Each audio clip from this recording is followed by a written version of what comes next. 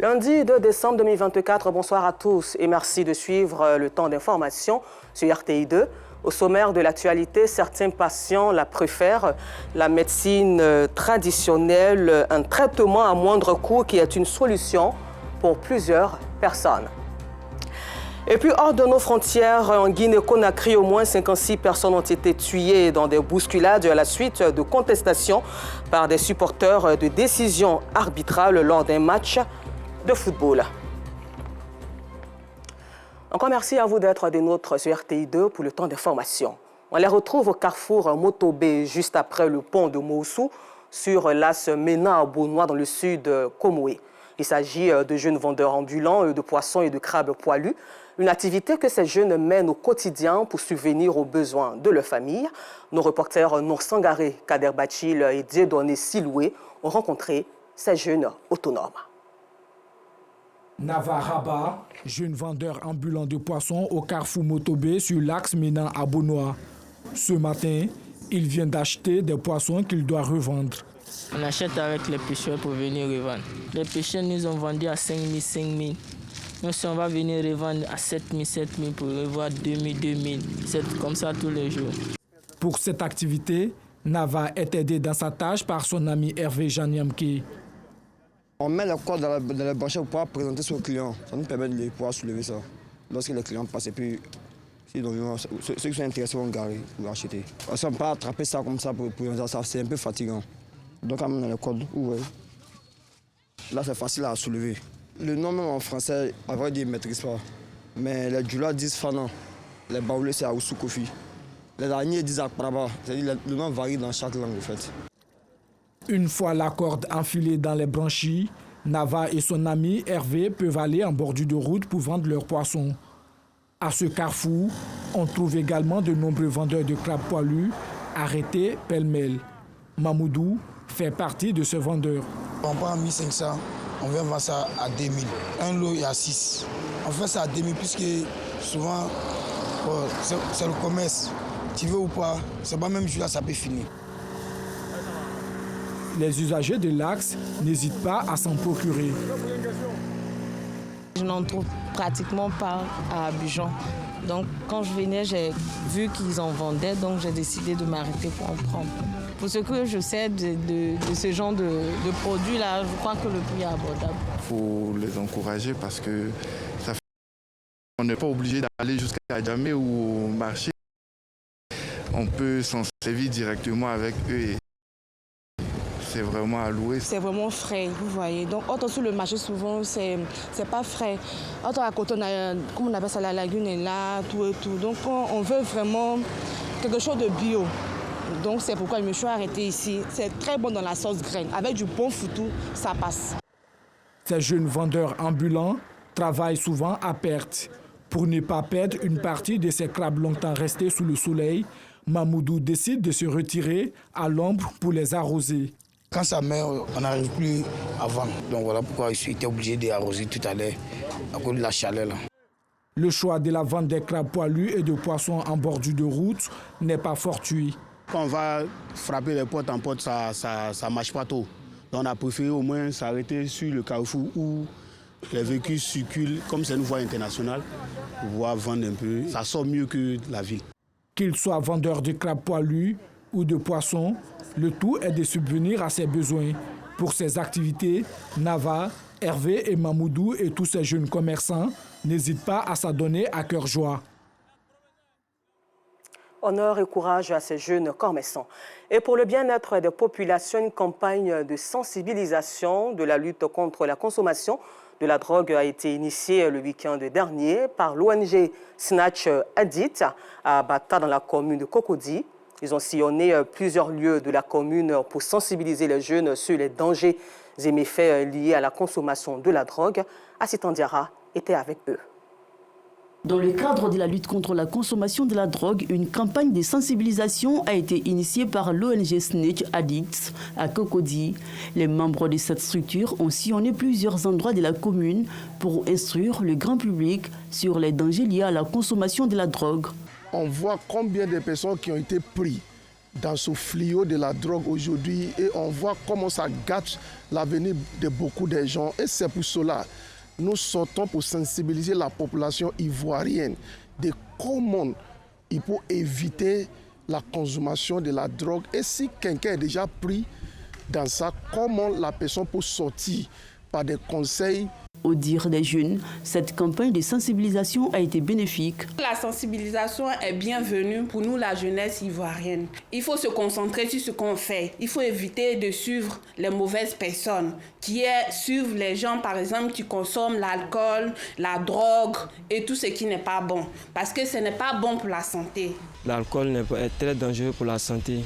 Et l'alcool nous donne des insuffisances rénales et la peau aussi, dans le maladie de peau aussi. J'ai été victime, la drogue n'est pas bon. En tout cas, la drogue tue et j'ai suivi les opérations pour cela. Et je donne conseil à mes amis et frères et sœurs d'arrêter la drogue. L'ONG SNEC Addicts fait partie des structures qui luttent contre les pratiques nuisibles telles que la consommation de la drogue. Elle accompagne les personnes qui désirent sortir des addictions afin de leur permettre de construire une vie meilleure et plus saine. Et toujours en société, le PMI, Project Management Institute, a initié ce week-end une rencontre dédiée à la gestion des projets et au développement des compétences professionnelles. Un rendez-vous qui a réuni des experts et des acteurs des secteurs privés et publics autour des thématiques visant à renforcer les pratiques en gestion de projets et surtout à promouvoir l'innovation au sein des organisations. Il faut retenir que la rencontre s'est tenue dans la commune du Plateau en présence de plusieurs porteurs de projets et à Sitandiara. Ce sont environ 300 personnes composées entre autres des chefs d'entreprise, porteurs de projets et panélistes qui prennent part à cette rencontre de gestion des projets dans la commune du Plateau. Plusieurs panélistes se sont succédés sur scène pour instruire les participants sur l'attitude à adopter pour donner vie à leurs projets et à être les meilleurs du domaine. Nous avons eu à échanger sur la définition et le cadre qui est donné de manière globale au développement durable, notamment à travers les objectifs de développement durable posés par les Nations Unies. Et ma contribution a été de faire le plaidoyer pour le lien entre la croissance verte comme pilier de développement durable et l'insertion des critères de gestion, de structuration de projets durables pour stimuler l'économie et le développement économique du pays. Une rencontre enrichissante pour les participants venus des différentes communes du district d'Abidjan. La notion de développement durable, ce n'est pas toujours pris en compte dans les projets. Donc le fait même de sensibiliser les Ivoiriens, bien les acteurs du projet sur cette notion-là, c'est important, c'est vraiment encouragé. Je pense que ça contribue à la promotion de la discipline de gestion de projet. Ça contribue également à amener les acteurs à avoir un impact beaucoup plus important sur le développement national. Initiée à l'occasion de la Journée nationale de la gestion des projets, cette rencontre vise à encourager l'innovation dans ce domaine en abordant des thématiques clés autour de la contribution au développement national. Cette édition répond à l'objectif de célébrer l'excellence en matière de gestion des projets. Et donc nous avons voulu cette année mettre l'accent sur le développement durable. Donc ça veut dire comment est-ce que la gestion des projets peut apporter peut impacter le développement durable dans nos nations. Et nous au niveau du PMI, on met beaucoup plus l'accent sur les bénéfices qui sont obtenus suite à la mise en œuvre de nos projets. Donc ça veut dire que les bénéfices obtenus doivent être visibles, touchables, palpables au-delà de la période de mise en œuvre du projet. Cette journée est célébrée tous les 30 novembre par les membres du Project Management Institute, PMI, dans le but de promouvoir le secteur. Et pour parler développement, rendons-nous dans la ville de Bonois où se trouve un village ressemblant à une ville sous l'action de croissance de l'association pour le développement du village de Yaou. Après quelques difficultés de cohabitation et de vivre ensemble, freinant toute activité pour le progrès, la mutuelle a repris ses activités à travers une assemblée générale pour le nouveau départ. Théodore Zouzou. Yaou, un village qui a fière allure dans la commune de Bonois. Ces bâtisses font penser à une ville moderne, résultant du travail de développement mis en place par ses fils, filles et cadres réunis au sein de l'association pour le développement de Yaou, ADEVI. Ce village a connu la division ralentissant le progrès amorcé. C'est l'ADEVI qui avait souhaité en son temps que le village connaît un chef. Et donc, ça a créé beaucoup de problèmes. Aujourd'hui, c'est une journée de grande joie. Parce que, grâce à l'équipe dirigeante du village de Yaou, nous avons pu réunifier les deux quartiers. L'unité du village est une réalité depuis 1 an déjà. De quoi amener l'ADEVI à reprendre sa vision de changement du cadre de vie des populations de Yaou. Un environnement sain et propre. Le village a beaucoup de problèmes à ce niveau. Donc tout le village sera mobilisé pour ce travail. Il y a ce foyer que vous voyez qui nous abrite, a besoin d'être restauré. Il y a des écoles à sécuriser, le collège moderne par exemple. Il y a une école primaire à sécuriser. Il y a le marché de Yaou qui est à restaurer. Lorsqu'il pleut, l'eau est partout. C'est pas agréable. Pas agréable. Donc, il nous faut un chef de village. On ne l'a pas encore. Tous ces défis-là sont à relever, mais c'est dans l'union, la fraternité, la concorde que nous pouvons le réaliser. Une relance des activités de l'association des cadres de la Bourgade qui réjouit autorités traditionnelles et administratives. Nous sommes très heureux et nous souhaitons que cette reprise fasse en sorte que tous les fils et toutes les filles de Yaou soient réunis pour le développement de Yaou. Et nous sommes très contents, très heureux que Yaou s'est réconcilié et ADEVI aussi a repris ses activités. Chers membres de l'ADEVI, le développement du village de Yaou est une priorité qui nous tient tous à cœur. Il est donc essentiel de mobiliser toutes les forces vives de notre belle cité en plein développement pour atteindre nos objectifs communs.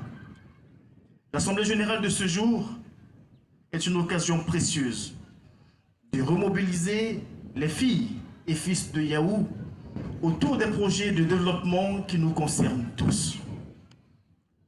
Je salue l'engagement de l'ADEVI, de tous les membres du moins, pour leur dévouement et leur détermination à œuvrer pour le bien-être de notre village. Le développement est pour nous, élus locaux, la principale raison de notre existence. Et vous assurer de l'accompagnement du conseil municipal et de la municipalité. La reprise des activités de l'ADEVI est aussi bien accueillie par les vendeuses aux abords de la voie traversant le village. Nous, on veut que tout le monde n'a qu'à s'entendre, que l'amour vienne dans nos villages, on n'a qu'à s'aimer, faire tout dans l'amour de Dieu. Créée le 19 août 1979, l'Association pour le développement du village de Yaou, ADEVI, s'engage à développer cette bourgade dans la commune de Bonois. Et toujours en Côte d'Ivoire, nous vous le disions en titre à ce jour, les médicaments traditionnels sont assez prisés par des patients sous prétexte que c'est moins coûteux. Cependant, d'autres clients estiment que ces médicaments, les médicaments pharmaceutiques, sont plus fiables même si le prix est élevé. Et c'est un constat que vous verrez dans nos prochaines éditions. Hors de nos frontières, dans le sud-est de la Guinée-Conakry, au moins 56 personnes ont été tuées ce dimanche 1er décembre dans des bousculades mortelles à la suite de contestations par les supporters de décisions arbitrales lors d'un match de football. En Hollande, la présidente de la Cour pénale internationale, CPI, a fustigé ce lundi 2 décembre des attaques contre la Cour qui se retrouve la cible de menaces, pressions, actes de sabotage et traitée comme une organisation terroriste après ces mandats d'arrêt pour les guerres à Gaza et en Ukraine.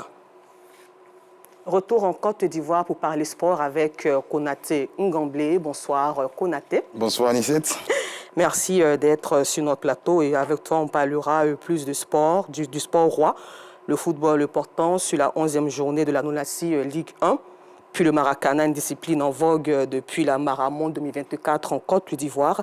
Après cet élément de soutien signé par toi-même, Konaté Ngamblé et Arsène Kwasi.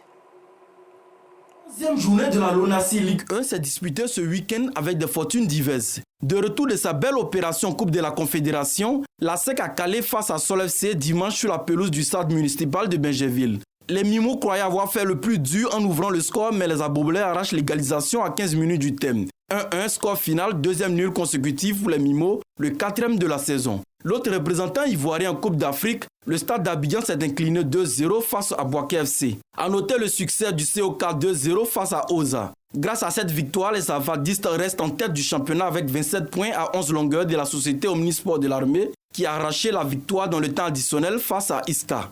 Plusieurs chocs sont au programme de la 12e journée qui débute déjà ce mardi 3 décembre 2024. Le week-end a également été marqué par le Maracana, une discipline en vogue depuis la Maramonde. 24 équipes issues de l'ensemble du territoire national et de la sous-région ont participé à la 26e édition du tournoi de l'amitié, une compétition qui a enregistré la participation de grands noms du Maracana à l'image de Gueye Placé, du récent champion du monde avec la Côte d'Ivoire. De belles oppositions sous le regard de Bleu Louan Charlemagne, patron du Maracana mondial venu communier avec les Maracaniers. C'est un réel plaisir pour nous, au niveau de la fêtière, de venir soutenir une telle initiative. Félicitations en tout cas aux clubs qui ont gagné, mais surtout à tous les clubs qui ont participé, de loin, Boaflé, Korogo, Burkina. Vous comprenez que c'est parce qu'il y a un intérêt que ça a de l'attrait. 26 éditions dans un tournoi des Maracana, ce n'est pas du tout donné. Le niveau a été assez relevé parce que dans les équipes telles que M180, comme Boaflé, on avait des internationaux qui viennent fraîchement de sortir du mondial, ce qui a participé à relever le niveau. Finaliste malheureux en 2023, Korogo a été sacré champion chez les super seniors. A noter la victoire des pros de Koumassi chez les Nzassa. Le meilleur buteur, le meilleur joueur, l'équipe CFA, les équipes victorieuses, le corps arbitral, tous les meilleurs acteurs de cette 26e édition ont été primés, clôturant en beauté l'édition 2024 du tournoi de l'amitié organisé par le club des amis de la Riviera Golf. Alors, Konaté, on vient de le voir, après 11 journées, la FAD est toujours invaincue en championnat. Selon vous, qu'est-ce qui fait la force de ce club? Alors, deux choses essentielles. Déjà, la FAD compte 27 points sur 33 possibles. Ils détiennent surtout la meilleure attaque de la Ligue 1, c'est-à-dire qu'ils ont inscrit 16 buts en 11 journées. Et ils encaissent également moins. Ils ont encaissé seulement que 3 buts en 11 journées, ce qui fait de la FAD également la meilleure défense de notre championnat. Donc les deux choses, les deux réalités mises ensemble font donc de cette équipe tout simplement l'équipe, on va dire, invincible, l'équipe la plus forte de notre championnat national. Ok. Et pour revenir au championnat national, le Racing Club d'Abidjan qui est vainqueur de la Coupe nationale, concrètement, c'est quoi le problème, puisque plus rien ne va là-bas? Alors, le souci peut-être, c'est que le Racing a perdu ses joueurs les plus importants de la saison écoulée. Vous avez Bandama Junior, vous avez Kanté Ablaye, le meilleur buteur de la Ligue 1, vous avez Dira Ablaye. Quand vous avez perdu autant de joueurs clés qui sont allés donc sous d'autres cieux, c'est difficile de les remplacer. Donc, cette équipe est tout simplement en difficulté. Du moins, le Racing Club d'Abidjan n'a récolté que 6 points sur 33 possibles en 11 journées. Ils ont encaissé 18 buts, c'est énorme. C'est tout simplement la pire défense de notre championnat. C'est tout logiquement qu'ils caracolent. Du moins, ils sont en dernière position. Ils sont relégables en ce moment, 16e sur 16, juste derrière le COK. C'est difficile pour cette équipe, mais nous n'avons joué que 11 journées. Il reste encore donc 19. Donc on pense que cette équipe a la capacité encore de réagir, mais ça sera difficile pour les Lions de Yopougon qui sont véritablement en difficulté parce que tout simplement ils n'ont gagné qu'une seule fois cette saison sur 11 sorties. C'est difficile, mais rien n'est encore perdu pour cette équipe du Racing Club d'Abidjan. On espère qu'ils reviendront plus forts. Alors, nous allons maintenant parler du Maracana. Nous l'avons vu tout à l'heure. Plusieurs champions du monde faisaient leur retour à la compétition du tournoi de l'amitié. Oui, absolument. Après la Coupe du Monde de Maracana, la Maramonde, on était très heureux de les retrouver donc, ce week-end. Fouler on va dire les terrains de Maracana à l'image de Gueye Placide, qui est le capitaine de cette équipe ivoirienne, sacrée championne du monde, bien sûr, il y a seulement 2 mois. Donc, ils ont participé à cette belle compétition qui est internationale d'ailleurs. C'était la 26e édition du tournoi de l'amitié. De belles empoignades. Il y avait 2, on va dire, tournois en quelque sorte. Vous avez la formule Nzassa qui a été remportée par les pros de Koumassi. Okay. Et puis, vous avez l'autre formule composée, donc, on va dire, des super seniors, remportée par la belle équipe de Korogo qui a perdu l'année dernière en finale, mais qui s'est rachetée cette année en remportant cette compétition. Des belles empoignades qui ont surtout permis de revoir ces talents-là au niveau, donc, on va dire, ivoirien. Donc, ces grands joueurs qui nous ont fait rêver récemment à l'occasion de la Coupe du Monde de Maracana.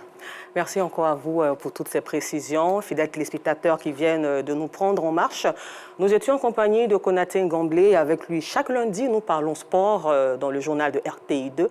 Encore merci à vous de nous avoir suivis et bonne suite de programme.